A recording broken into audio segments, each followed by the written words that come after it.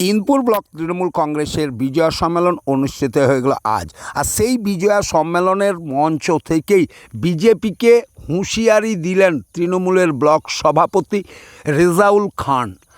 এই বিজয়া সম্মেলন অনুষ্ঠানেই উপস্থিত ছিলেন তৃণমূলের এক ঝাঁক নেতা নেতৃত্বরা। উপস্থিত ছিলেন দুই মন্ত্রী বীরবাহা হাঁসদা, জ্যোৎস্না মান্ডি এবং বাঁকুড়ার সাংসদ অরূপ চক্রবর্তী, রায়পুরের বিধায়ক মৃত্যুঞ্জয় মুর্মু ছাড়াও সমস্ত ব্লক সভাপতি থেকে বুথ সভাপতি সকলের উপস্থিতিতেই সুন্দরভাবেই অনুষ্ঠিত হয়ে গেল বিজয়া সম্মেলন।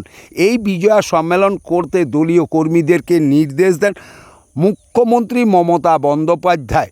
তিনি জানান, সমস্ত পুরনো এবং নতুন কর্মীদেরকে নিয়েই আনন্দে মেতে উঠুক সকলে এবং সকলের মধ্যে একটা সুপ্রীতি সম্পর্ক তৈরি হোক।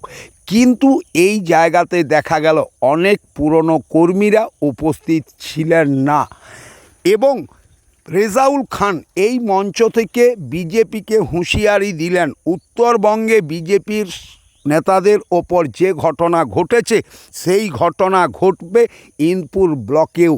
সেই রকমই হুঁশিয়ারি দিলেন রেজাউল খান।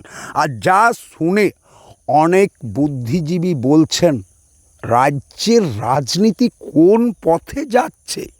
সকলেই যদি হিংসাত্মকমূলক কথাবার্তা বলেন তাহলে সমাজ কোথায় দাঁড়াবে?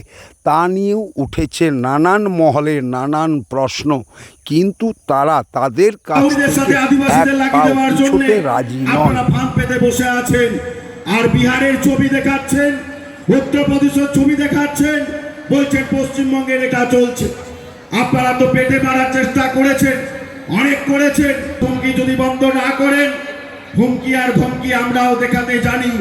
আপনারা যদি ভাবেন উত্তরবঙ্গে আপনারা দেখেছেন মানুষের পরিষেবায় কাজ করতে হবে, কারণ পরিষেবায় যদি কাজ না দেওয়া হয়, মানুষের পাশে যদি না দাঁড়ান, তাহলে উত্তরবঙ্গ যা ঘটেছে ইনপুরেও তা ঘটবে।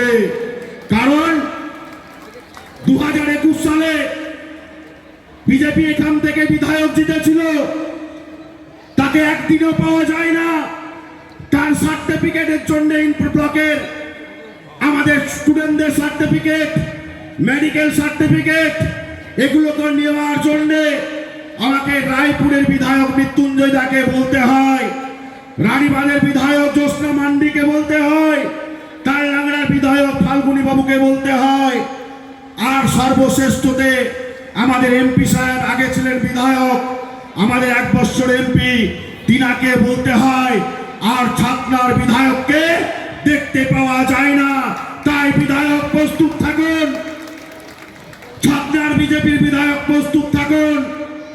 আপনাকেও মানুষ ছাটাপিটা করে তাড়াবেন, আর এখানে এসে ঝগড়া লাগাবার ব্যবস্থা করলে ডান্ডাতে ভালো করে তেল লাগানো আছে। আমি বিজেপির বিধায়ককে জানিয়ে রাখি, এখানে দাঙ্গা লাগাতে আসবেন না। গ্রামে গ্রামে আপনাদের লোক ঘুরছে, সেখানে আরএসএস এর লোক দিয়ে হিন্দু মুসলিমের দাঙ্গা লাগানোর চেষ্টা করছেন, সেটাকে অবিলম্বে বন্ধ করতে হবে। তাহলে তৃণমূল কংগ্রেসের গর্জন, বিরোধীদের বিসর্জন, এই কয়েকটি কথা বলে আমার ক্ষুদ্র